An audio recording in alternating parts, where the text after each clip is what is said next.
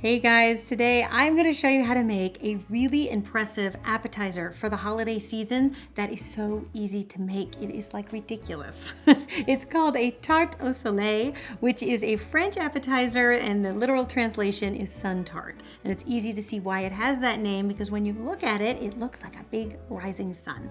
Or sunflower sometimes too. So I'm going to show you how to make this tart two ways. One, a savory version, which is great for any holiday cocktail parties. And then a sweet one, which would be great for a dessert or even Christmas morning brunch.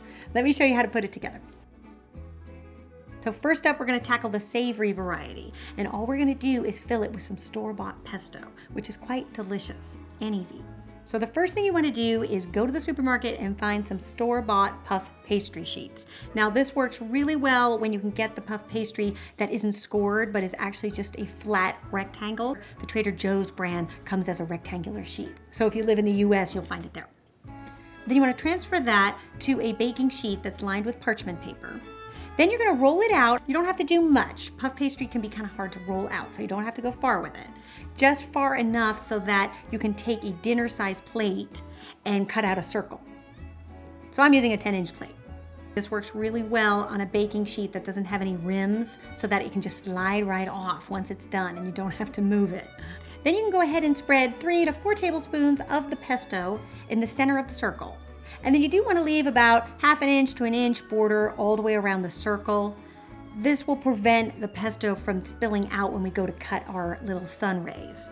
Then you can take the second sheet of puff pastry, cut your circle, put it on top of your rolling pin, and that will be easy because then you can line up the circles and plop it on top.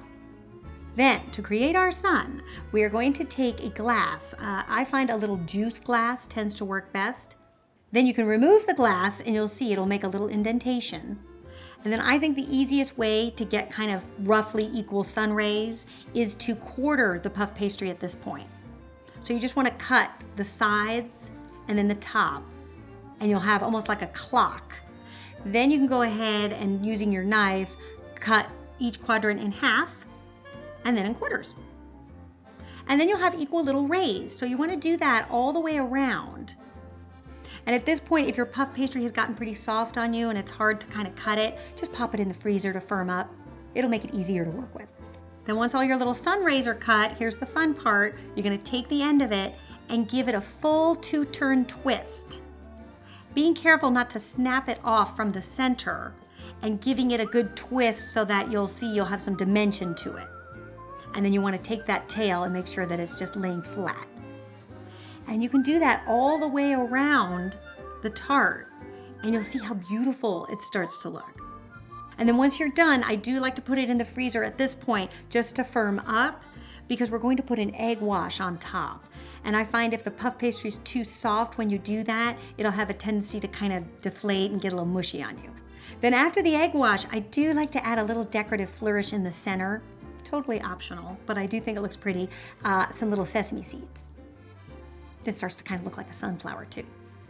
And we're gonna bake at 400 degrees for about 20 minutes. You can check on it and you'll see it'll start to turn really nice and golden brown. At that point, let it go for like another 2 minutes because that will just help that puff pastry get really crisped up. If you take it out too soon and it's still a little doughy, it'll start to deflate and won't hold its shape as well. So 20 minutes, check on it, and then if it looks like it needs another 2 minutes, go another 2. And the way that people eat it is you just grab a little sunray and pull it off. And puff pastry can be a little bit messy, so I do make sure that I serve these with some cocktail napkins.